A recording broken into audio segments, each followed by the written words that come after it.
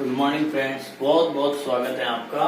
देखो, अभी तक अपन जो टॉपिक डिस्कस कर रहे थे वो टॉपिक था अपना रेजोनेंस या मेसोमेरिक इफेक्ट। उसमें अपन ने बहुत कुछ पढ़ लिया था। एक बार मैं आपको रिपीट कर देता हूँ। देखो, जीओसी में हमने इंडक्टिव इफेक्ट पढ़ लिया था, उसके बाद इलेक्ट्रोफाइल एंड न्यूक्लियोफाइल ये हो गया था। तीसरा टॉपिक अपना जो जीओसी में चल रहा था,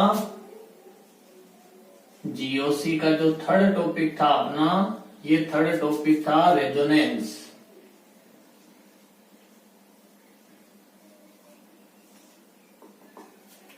रेजोनेंस का इंट्रोडक्शन, टाइप, सब कुछ मैंने आपको बता दिया। रेजोनेंस क्या होता है? पाई बॉन्ड के थ्रू इलेक्ट्रॉनों का आदान प्रदान। कौन से ग्रुप प्लस आर, कौन से माइनस आर प्रभाव दर्शाते हैं वो मैंने आपको बता दिया। किन किन कंडीशन में रेजोनेंस होता है वो आपको बता दिया। 12th में रेजोनेंस जहां जहां काम में आता है रिएक्शनों में, वहां आपको रेजोनेंस बता दिया। और रेजोनेंस एसिडिटी में कैसे काम में आता है, फिनॉल की, वो भी अपन ने डिस्कस ऑलमोस्ट कर लिया था। अब अपन रेजोनेंस की बात करें तो रेजोनेंस कहां पर, देखो स्टेबिलिटी एक टॉपिक अपना बचा है कि अपन कोई भी कंपाउंड लें और उस कंपाउंड के अपन अलग अलग रेजोनेंटिक स्ट्रक्चर की स्टेबिलिटी चेक करें, तब अपन को ये पता करना है कि कौन सी अनुनादी संरचना का स्थायित्व ज्यादा होता है और कौन सी अनुनादी संरचना का स्थायित्व कम होता है। ये टॉपिक अपन आज डिस्कस करने वाले। हेडिंग डाल रहा हूं मैं, अनुनादी संरचनाओं, अनुनादी संरचनाओं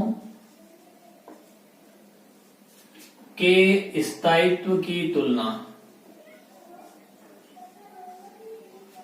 के स्थायित्व की तुलना। इसके अलावा अपन ने रेजोनेंस में सब कुछ डिस्कस कर लिया था। कोई भी ऐसा टॉपिक नहीं है जो हमने रेजोनेंस में छोड़ा। हालांकि रेजोनेंस को अपन और अधिक पढ़ना चाहे तो बहुत इनके टॉपिक हो सकते हैं, 8-10 लेक्चर डाल दो, उससे कोई फर्क नहीं पड़ेगा। लेकिन अभी अपना जो अपना बेस है वो केवल 12 तक रहने वाला है। तो 12th में जितना रेजोनेंस आपके काम में आता है, हमने केवल वही रेजोनेंस डिस्कस किया, एक्स्ट्रा उसमें कुछ भी नहीं पढ़ रहे हैं। तो अनुनादी संरचनाओं के स्थायित्व की तुलना 11th में ये आपके टॉपिक था और 12th में ये चीज काम में आती है कि अपन को 3 या 4 अनुनादी संरचनाएं दे दे और कंपैरिजन करना हो कि कौन सी ज्यादा स्टेबल है और कौन सी कम स्टेबल है। तो इसके लिए अपन को कुछ रूल पढ़ने की आवश्यकता है। वो डिसाइड करते हैं कि कौन सी संरचना ज्यादा स्थायी होगी और कौन सी कम होगी। तो सबसे पहला पॉइंट ले रहा हूं मैं, ठीक है। किसी भी अनुनादी संरचना में जो अनचार्ज्ड स्ट्रक्चर बनी है वो ज्यादा स्टेबल है। किसकी तुलना में? चार्ज्ड की तुलना में। ये सबसे पहला स्थायित्व का पॉइंट है। इसको समझाने के लिए मैं आपके समक्ष एक एग्जांपल रख देता हूं। मान लीजिए ये है RC डबल बॉन्ड OOH, ये लोन पेयर, ये इस प्रकार डिकोलाइज्ड हुए, ये रेजोनेंस हुआ और रेजोनेंस से इस प्रकार यहां नेगेटिव चार्ज, इस पर आया पॉजिटिव चार्ज और ये डबल बॉन्ड आ गया। ये दो रेजोनेंटिक स्ट्रक्चर हो गई, अनुनादी संरचनाएं हो गई, ठीक है। ये अनुनादी संरचना और ये अनुनादी संरचना। मैंने आपसे पूछा कि ज्यादा स्थायी कौन सी है, तो यहाँ पे चार्ज दिख रहे हैं ना, लेकिन यहाँ पर कोई भी धनावेश और ऋणावेश नहीं है। तो याद रखो कि अनचार्ज का स्थायित्व हमेशा ज्यादा होता है। किसकी तुलना में? चार्ज की तुलना में। तो यहाँ पर ये ज्यादा स्थायी होगी, ठीक है। एक और एग्जांपल लेते हैं। मान लो ये दे रखा है CH3, यहां मैंने लिख दिया OCH2, ठीक है। यहां पर मैं प्लस चार्ज लगा देता हूं, यहां पर इस प्रकार डबल ये लोन पेयर लगा दिए, इसमें हमने रेजोनेंस किया यूं।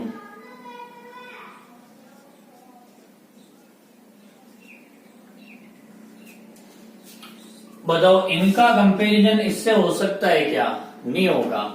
इसका मतलब है कि अपन जितने भी की पॉइंट पढ़ेंगे हर अनुनादी संरचनाओं पर उनमें से कोई एक लागू होगा। इसमें एक देखो धनावेश है, यहाँ पर भी धनावेश है। इसका मतलब है कि इसकी तुलना अनचार्ज और चार्ज से नहीं हो सकती, क्योंकि यहाँ पर भी पॉजिटिव चार्ज है और यहाँ पर भी पॉजिटिव चार्ज। तो इसके लिए अलग रूल लगेगा। मैं उन दो संरचनाओं की तुलना की बात कर रहा हूं जहां पर एक पर कोई भी आवेश नहीं है लेकिन दूसरे पर कोई ना कोई आवेश हो। मान लो कि इस प्रकार ये संरचना है,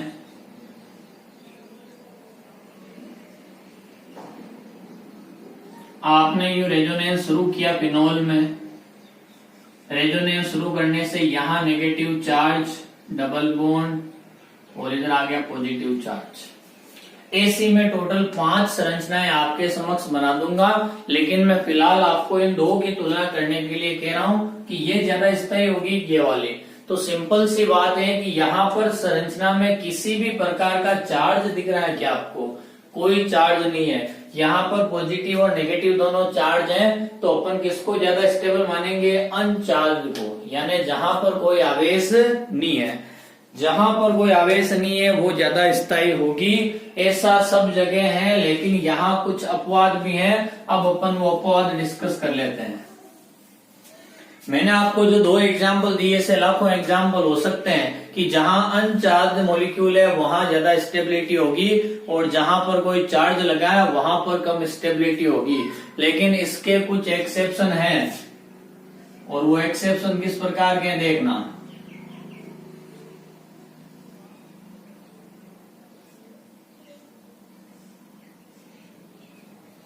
ये इस प्रकार का कंपाउंड है।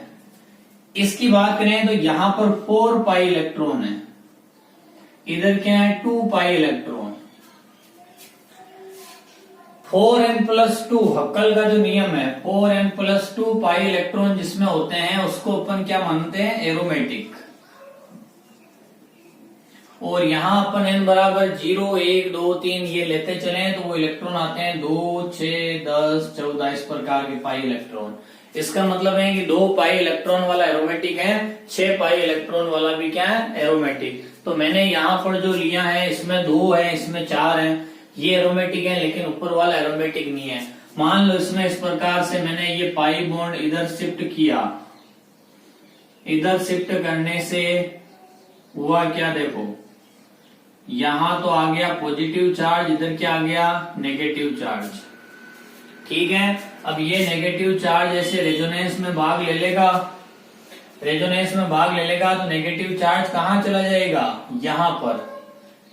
फिर मैं इसको इधर और इसको इधर भेज दूंगा, नेगेटिव चार्ज यहां, फिर ये यहां और ये यहां। इसका मतलब है कि ये नेगेटिव चार्ज इस 5 सदस्यों की कार्बन वलय में चक्कर लगा सकता है। इसी प्रकार ये पॉजिटिव चार्ज भी अनुनाद में भाग ले लेगा और निरंतर इस प्रकार से घूमता रहेगा। तो यहाँ पर 2 पाई इलेक्ट्रॉन हो गए, इसमें 4 थे, माइनस चार्ज के 2 इलेक्ट्रॉन, तो कितने पाई इलेक्ट्रॉन हो गए? 6। तो इस अनुनाद से दोनों एरोमेटिक हो गए, 2 पाई इलेक्ट्रॉन वाला एरोमेटिक और 6 पाई इलेक्ट्रॉन वाला भी क्या होता है? एरोमेटिक। तो यदि अनुनाद से किसी सिस्टम में एरोमेटिसिटी आ जाती है तो वहां पर अपन चार्ज को ज्यादा स्टेबल मानते हैं। इन दोनों की मैं तुलना करूं तो यहाँ पर कोई आवेश नहीं है, लेकिन मैंने ये बंद तोड़ा तो इधर प्लस और इधर माइनस चार्ज आ गया। तो हम कह रहे हैं कि अनचार्ज है वो तो होता है ज्यादा स्टेबल, चार्ज है वो होता है कम स्टेबल। लेकिन यहाँ पर चार्ज लगाने से सिस्टम में एरोमेटिसिटी आ गई, तो यहाँ पर किसकी ज्यादा हो जाती है? चार्ज की।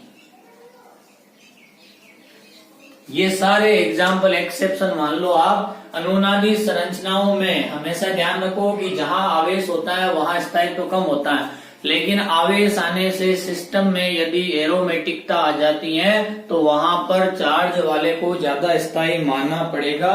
यही है अपना सबसे पहला रूल। अब अपन दूसरे नियम की तुलना करते हैं।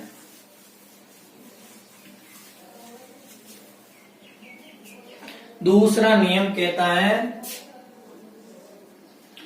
कि यदि अपन चार्ज से कुछ पता नहीं कर सकते तब अपन को चेक करना होता है अनुनादी संरचनाओं में नंबर ऑफ कोवलेंट बॉन्ड, सह संयोजक बंधों की संख्या। Number of covalent bond increase, यानी सह संयोजक बंधों की संख्या बढ़ेगी, तो आप मान के चलो कि स्टेबिलिटी भी क्या होगी? इंक्रीज होगी, स्टेबिलिटी भी बढ़ेगी। ये है इसका दूसरा की पॉइंट। अगले भी काम में रेगुलर आएंगे तो मैं उनको भी एक बार पढ़ देता हूं। अगला तीसरे की पॉइंट की बात करें यदि number of covalent bond same हो जाते हैं तो हमें प्रत्येक परमाणु का ऑक्टेट चेक करना है। तीसरा है चेक ऑक्टेट ईच एलिमेंट, यानी अनुनादी संरचनाओं में जितने भी परमाणु हैं हमें प्रत्येक परमाणु का अष्टक चेक करना है कि वो अष्टक नियम का पालन करता है या अष्टक नियम का पालन नहीं करता। यदि अष्टक पूरा है तो ज्यादा स्टेबल होगा, यदि अष्टक उसका पूरा नहीं है इसका मतलब है वो लेस स्टेबल होगा। ये हो गया दूसरा। अगला अपन डिस्कस करें तो तीसरे के बाद चौथा की पॉइंट, यदि दो अपोजिट चार्ज, मान लो एक पॉजिटिव चार्ज है एक नेगेटिव चार्ज है, किसी भी अनुनादी संरचना में धनावेश और ऋणावेश पास पास में है तो मान के चलो कि उन अनुनादी संरचनाओं की स्टेबिलिटी क्या होगी, ज्यादा। और यदि ये चार्ज एक दूसरे से दूर हैं तो आप मान के चलो कि उसकी स्टेबिलिटी क्या होगी, कम। यानी अपोजिट चार्ज पास में होने चाहिए तो ज्यादा स्टेबल, अपोजिट चार्ज दूर होते हैं तो कम स्टेबल। इसी चौथे पॉइंट में एक चीज और देखो, यदि सेम चार्ज पास में हो, चाहे वो पॉजिटिव हो चाहे नेगेटिव, तो इनमें रिपल्सन होता है तो इनकी स्टेबिलिटी क्या होगी, डिक्रीज। और यदि ये सेम चार्ज दूर है उस स्थिति में स्टेबिलिटी क्या हो जाएगी, बता सकते हो आप, क्या हो जाएगी, इंक्रीज हो जाएगी। तो चार्ज सेपरेशन का भी मैंने आपको बता दिया कि यदि अपोजिट चार्ज दिख रहे ना, ये अपोजिट चार्ज पास में है तो ज्यादा स्टेबल है, दूर है तो कम स्टेबल है, सेम चार्ज पास में है तो लेस स्टेबल है, और सेम चार्ज दूर है तो मोर स्टेबल है। ये पॉइंट हो गया चार्ज सेपरेशन का। उसके बाद लास्ट पॉइंट बात करें अपन पांचवे की, तो पांचवा पॉइंट ये कहता है कि जो इलेक्ट्रोनेगेटिव एटम होता है उस पर नेगेटिव चार्ज मिलना चाहिए और दूसरा एटम है उस पर पॉजिटिव चार्ज मिलना चाहिए। मान लो मैंने अम्ल की अनुनादी संरचना बनाई, उसमें यदि ऑक्सीजन पर नेगेटिव चार्ज है और एक ऐसी संरचना है जिसमें कार्बन पर नेगेटिव चार्ज है, तो मैं ये देखूंगा कि कार्बन और ऑक्सीजन में इलेक्ट्रोनेगेटिव एटम कौन ज्यादा है, तो वो ऑक्सीजन है। तो इलेक्ट्रोनेगेटिव एटम यानी जिसकी इलेक्ट्रोनेगेटिविटी ज्यादा है उस पर नेगेटिव चार्ज स्टेबल होता है, और जो कम इलेक्ट्रोनेगेटिव होता है उस पर माइनस चार्ज ज्यादा स्थायी नहीं होगा। ये लास्ट पॉइंट है, ध्यान से सुनना। लेस इलेक्ट्रोनेगेटिव एटम है उस पर तो होना चाहिए नेगेटिव चार्ज, और मोर इलेक्ट्रोनेगेटिव है उस पर होना चाहिए पॉजिटिव चार्ज। इस स्थिति में तो स्टेबिलिटी क्या मिलेगी, कम।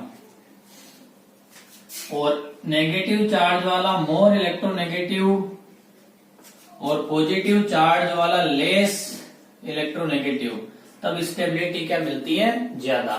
इन सभी को मैं एक एक एग्जाम्पल से समझा दूंगा, क्योंकि अपन एग्जाम्पल लेते हैं तो समझने में कोई ज्यादा समस्या आती नहीं है। पहला पॉइंट तो चार्ज वाला हो गया, ये दूसरा, तीसरा, चौथा और पांचवा, ये पॉइंट आप एक बार नोट डाउन करो। उसके बाद मैं आपको कुछ संरचनाएं देता हूं, देखो आसानी से समझ में आ जाएगा। पॉइंट पढ़ने से अपन को पता नहीं चल सकता कि संरचनाएं इजी है या हार्ड। सबसे पहले मैं लेने जा रहा हूं फिनोल। ये लीजिए फिनोल।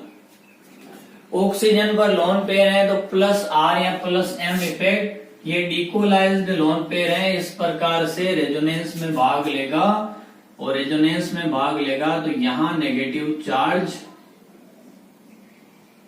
और यहां पॉजिटिव चार्ज, फिर ये इधर और ये इस तरफ नेगेटिव चार्ज आ जाएगा पेरा पे, ये double bond O plus charge, फिर ये यहां और ये इस तरफ। ठीक है, तो बताओ कहां चला जाएगा नेगेटिव चार्ज, ऑर्थो पे। आप एक चीज जरूर सोच रहे होंगे कि मैंने आपको रेजोनेंस में कार्बोकेटायन, कार्बेनियन, फ्री रेडिकल, इनकी स्टेबिलिटी अभी तक क्यों नहीं बताई। तो ध्यान रखना कि मैंने जीओसी का जो सिलेबस लिखा था उसमें कार्बोकेटायन, कार्बेनियन, इनका एक अलग टॉपिक बनाया था कि वहां अपन इनकी परिभाषा पढ़ेंगे, इनके प्रकार पढ़ेंगे और कौन कौन से फैक्टर इनको स्टेबल करते हैं वो भी पढ़ेंगे। तो वहां तीनों फैक्टर आएंगे, इंडक्टिव इफेक्ट आएगा, हाइपर कॉन्जुगेशन आएगा और रेजोनेंस आएगा। तो ये तीनों अपन यहाँ पढ़ लेंगे। तो वहां केवल कंसेप्ट अप्लाई करने की आवश्यकता है, इसके अलावा अपन को वहां कुछ भी नहीं करना होगा। ये लीजिए, ये अपन ने 5 संरचनाएं बना दी। ये हो गई नंबर 1, ये हो गई 2, ये हो गई 3, ये हो गई नंबर 4 और ये हो गई नंबर 5। अब मैं आपसे एक क्वेश्चन कर रहा हूं। क्वेश्चन है कि फिनोल की 5 अनुनादी संरचनाओं को उनके स्थायित्व के घटते क्रम में व्यवस्थित कीजिए। आप बताओ मुझे कि इनमें कौन सी ज्यादा स्टेबल होगी और कौन सी कम स्टेबल। तो सबसे पहला पॉइंट ध्यान से देखना जो आपने कॉपी में नोट डाउन किया है कि जहां पर चार्ज होता है वहां कम स्थायी, जहां चार्ज नहीं होता वहां ज्यादा स्थायी। तो बताओ पहले और 5वें इन संरचनाओं में कोई धनावेश और ऋणावेश है क्या? नहीं है। इसका मतलब है कि पहली और 5वीं ये सबसे ज्यादा स्थायी है और दोनों बराबर स्थायी है। ठीक है, मान लो अपन पहले कोमा लगा के लिख देते हैं कि पहली और 5वीं का नंबर पहले आएगा क्योंकि दोनों पर कोई चार्ज नहीं है। उसके बाद अपन बात करें तो देखो इन सभी में धनावेश और ऋणावेश है, एक एक धनावेश और एक एक ऋणावेश आपको दिख रहा है। अब मुझे बताओ कि दूसरी और चौथी संरचना में धनावेश और ऋणावेश एक दूसरे के पास में है, यानी जो ऑक्सीजन का धनावेश है वो कार्बन के ऑर्थो स्थिति पर ऋणावेश इसके पास में है। तो अपोजिट चार्ज पास में है, अपोजिट चार्ज दूर है। तो अपोजिट चार्ज पास में है तो स्टेबिलिटी ज्यादा, बताया था मैंने। तो दूसरा और अपोजिट चार्ज यहाँ पास में, चौथा पहले, तीसरा लास्ट में आएगा। धनावेश और ऋणावेश एक दूसरे से दूर हैं तो तीसरे का नंबर लास्ट में आएगा। पहला फैक्टर चार्ज वाला काम में ले लिया, दूसरा फैक्टर काम में ले लिया चार्ज वाला मैंने कि सेम चार्ज और अपोजिट चार्ज पर क्या होता है। अब पहले और 5वें में मुझे नंबर ऑफ कोवलेंट बॉन्ड पूछे तो इसमें जो कोवलेंट बॉन्ड होंगे उतने ही कोवलेंट बॉन्ड इसमें होंगे। तो इसका मतलब है कि पहली और 5वीं की स्टेबिलिटी सेम होगी, दूसरे और चौथे की सेम होगी, लेकिन सबसे कम स्टेबल कौन होगा? तो सबसे कम स्टेबल होगा नंबर 3। कौन सा होगा? 3 नंबर पे। चलो इसको समझने के लिए अपन कुछ और एग्जाम्पल ले लेते हैं। मान लीजिए मैं कार्बोक्सिलिक अम्ल की कुछ अनुनादी संरचनाएं आपके समक्ष रख देता हूं। RC डबल बॉन्ड OOH, एक ये रख देता हूं RCO, यहां नेगेटिव चार्ज है, इधर पॉजिटिव चार्ज है। ठीक है, इस प्रकार रेजोनेंस से मैं इनकी कुछ संरचनाएं बना रहा हूं। अगली संरचना मान लो मैंने ये बना दी RC, यहां पर डबल बॉन्ड कर दिया, पॉजिटिव चार्ज लगा दिया H और यहाँ पे O और ये कर दिया नेगेटिव चार्ज। ठीक है, एक ऑक्सीजन पॉजिटिव चार्ज वाली और एक ऑक्सीजन कर दी नेगेटिव चार्ज वाली। लास्ट में 4 नंबर पे एक एग्जांपल और ले लेते हैं। RCO नेगेटिव चार्ज, फिर यहाँ पे ये वाली O ले लेते हैं, इसके साथ H भी जोड़ दिया। लेकिन हम क्या करते हैं कि इस कार्बन पर नेगेटिव चार्ज ले आते हैं, ये लो। ठीक है, और यहाँ कार्बन पर नेगेटिव है तो ऑक्सीजन पर पॉजिटिव कर देते हैं। बॉन्ड यूं तोड़ा तो कार्बन पॉजिटिव ऑक्सीजन नेगेटिव, मैंने एक बार यूं तोड़ दिया तो कार्बन नेगेटिव और ऑक्सीजन क्या हो गई? पॉजिटिव।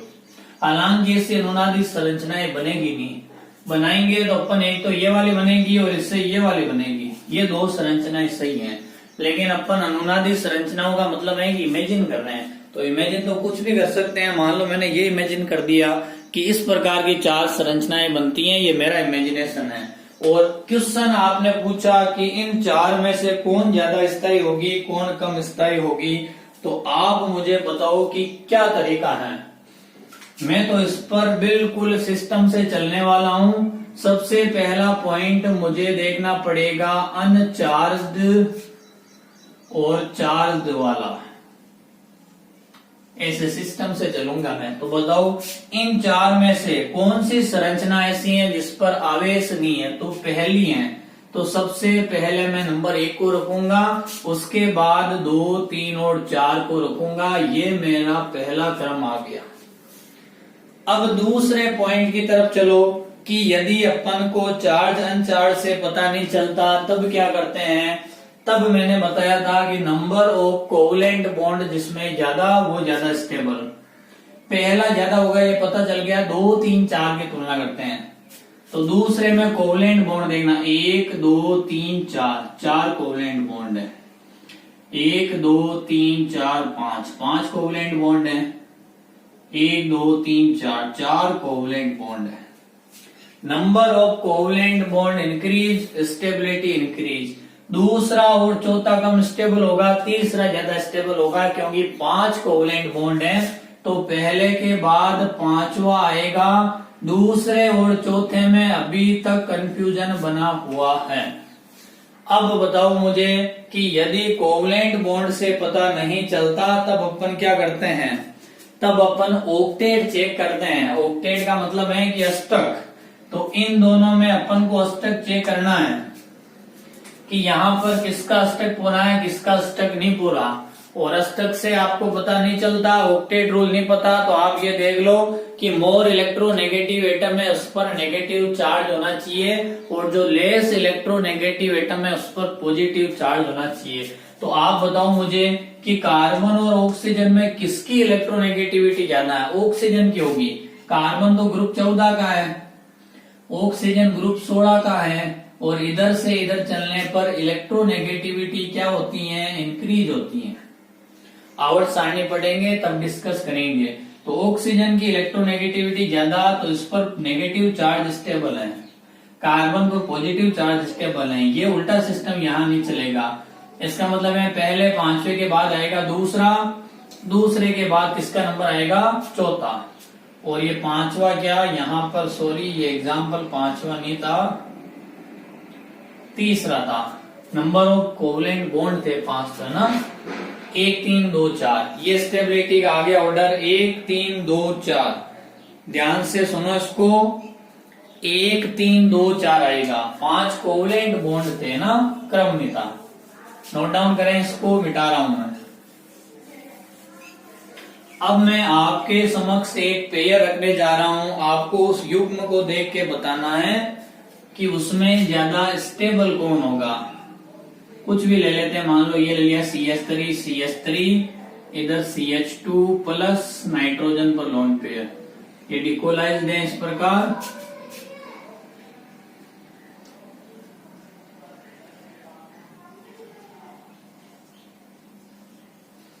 आपको मुझे ये बताना है कि इन दोनों में से ज्यादा स्टेबल अनुनादी संरचना कौन सी है। आप चाहो तो वो 5 पॉइंट आसानी से देख सकते हो, लेकिन मुझे इसका आंसर आप सोच समझ के बताओगे। सोचो और बताओ, देखे क्या आएगा।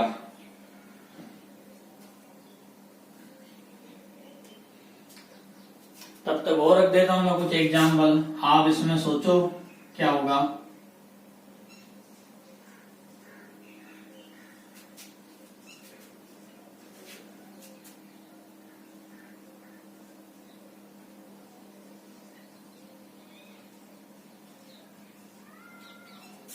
देखो इसकी बात करूं तो सबसे पहले चार्ज की बात करें, एक धनावेश इसमें एक धनावेश इसमें, तो उससे तो कुछ पता चला नहीं। नंबर ऑफ कोवलेंट बॉन्ड ये दूसरा पॉइंट है। तो नंबर ऑफ कोवलेंट बॉन्ड देखो, कार्बन से कितना हाइड्रोजन जुड़े हैं? 3, तो 3 बॉन्ड तो हो गए ये। इस कार्बन से कितना हाइड्रोजन जुड़े हैं? 3, 3 हो गए ये। 3, 3, 6 के बाद ये 7, 8, 9 और ये वाले 2, 11। कितने कोवलेंट बॉन्ड है? 11। 3 और 3 6, 7, 8, 9, 10, 10 और 2 12। नंबर ऑफ कोवलेंट बॉन्ड ज्यादा तो स्टेबिलिटी ज्यादा, तो दूसरी संरचना ज्यादा स्थायी होगी पहले की तुलना में। इन दोनों की बात करें तो सबसे पहले चार्ज की बात करें तो एक नेगेटिव चार्ज इधर है, एक नेगेटिव चार्ज इधर है। तो बताओ चार्ज से पता चला क्या, पता नहीं चला। अब मैं कोवलेंट बॉन्ड की तरफ आ रहा हूं। 2 2 4 1 5 और 6 कोवलेंट बॉन्ड है। इसमें भी 2 3 4 5 6 कोवलेंट बॉन्ड है। ये लो, यहाँ कोवलेंट बॉन्ड से पता चल गया, लेकिन इसमें कोवलेंट बॉन्ड से पता नहीं चला। तो आप बताओ मुझे कि कार्बन पर नेगेटिव चार्ज ज्यादा अच्छा लग रहा है कि ऑक्सीजन पर लग रहा है? ऑक्सीजन पर, क्योंकि ऑक्सीजन की इलेक्ट्रोनेगेटिविटी कार्बन से ज्यादा है। तो मोर इलेक्ट्रोनेगेटिव एटम पर नेगेटिव चार्ज स्टेबल है, तो ज्यादा स्टेबल संरचना कौन सी होगी? दूसरी वाली होगी। तो मेरे हिसाब से इसमें और कुछ बताने की आवश्यकता है नहीं, आपको ज्यादा से ज्यादा एग्जाम्पल मैंने बता दिए। ऐसे तो अपन कितने भी एग्जाम्पल ले सकते हैं, आपको बस वो सारे पॉइंट फॉलो करने थे। ठीक है, कि सबसे पहले चार्ज देखा जाता है, चार्ज के बाद अपन क्या देखते हैं? कोवलेंट बॉन्ड देखते हैं, फिर ऑक्टेट देखते हैं, फिर चार्ज सेपरेशन देखते हैं, फिर मोर या लेस इलेक्ट्रोनेगेटिव एटम पर पॉजिटिव या नेगेटिव चार्ज चेक करते हैं। तो रेजोनेंस वाला टॉपिक है वो लगभग अपना आज कंप्लीट हो चुका है। याद रखना कि मैंने ज्यादा डिटेल से नहीं बताया है, क्योंकि ज्यादा डिटेल से बताने से समस्या ये है कि आप वीडियो पूरा नहीं देख पाते 12th के स्टूडेंट। ऑर्गेनिक से आपको बताया कि ऑर्गेनिक में आप अपना इंटरेस्ट डालो, ऑर्गेनिक से डरने की जरूरत आपको बिल्कुल भी नहीं है। ऐसा नहीं है कि वीडियो शुरू किया, शुरू में कुछ समझ में नहीं आया तो उसको बंद कर दिया। कम से कम एक वीडियो का आप 2-3 बार देखो तो सही।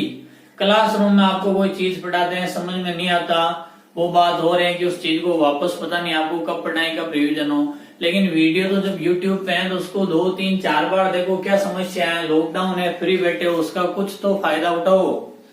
चैप्टर क्या है, जब ये अपना सारा हो जाएगा तो ऑर्गेनिक में मैं बताऊं कि आपका 80% काम है वो इस जीओसी से हो जाएगा। ऑर्गेनिक का 80% पार्ट है वो जीओसी से हो जाएगा, केवल 20% पार्ट आपका बचेगा, जिसको आपको याद करने की आवश्यकता है, रटने की आवश्यकता है। 80% पार्ट समझ में आ गया तो ऑर्गेनिक में कहीं कोई समस्या आपको नहीं आने वाली। लेकिन उसके लिए आपको हर एक वीडियो लेक्चर को ध्यान से देखना होगा, ध्यान से समझना होगा। कहीं पर भी आपको लगता है कि हमें कुछ एक्स्ट्रा पढ़ा रहे हैं या कम पढ़ा रहे हैं, तो आपको बता रखा है कि आप मुझे व्हाट्सएप पे कोई मैसेज कर सकते हो। जो लोग मेरा ये वीडियो देखते हैं उनको शायद सबके पास व्हाट्सएप नंबर है, सब ग्रुप से जुड़े हैं। तो आप वीडियो निरंतर देखते रहो। कल अपन फिर एक नए टॉपिक के साथ मिलेंगे। अभी से बता देता हूं कि कल का टॉपिक अपना क्या रहने वाला है? अति संयुग्मन, हाइपर कॉन्जुगेशन। किस किस में पढ़ेंगे? कार्बोकेटायन में, फ्री रेडिकल में और एल्कीन में। इन तीनों में स्टेबिलिटी के लिए जो चीज काम में आती है वो होता है हाइपर कॉन्जुगेशन, अति संयुग्मन। सिग्मा बॉन्ड से अपने पूरे इलेक्ट्रॉन डोनेट कर देता है किसी को स्टेबल करने के लिए। तो ये टॉपिक अपन कल डिस्कस करेंगे। रेजोनेंस में अपना मैक्सिमम पार्ट हो गया, कुछ यदि बचा है तो वो कार्बोकेटायन, कार्बेनिन, फ्री रेडिकल जैसों की स्टेबिलिटी है, तो उनको उसी के टॉपिक में अपन कवर करेंगे। बाकी 12th में तुम्हारे जो कंपाउंड है वो अपन ने सारे कवर कर लिए। अब अपन अगले वीडियो में इसके साथ मिलेंगे। Thank you.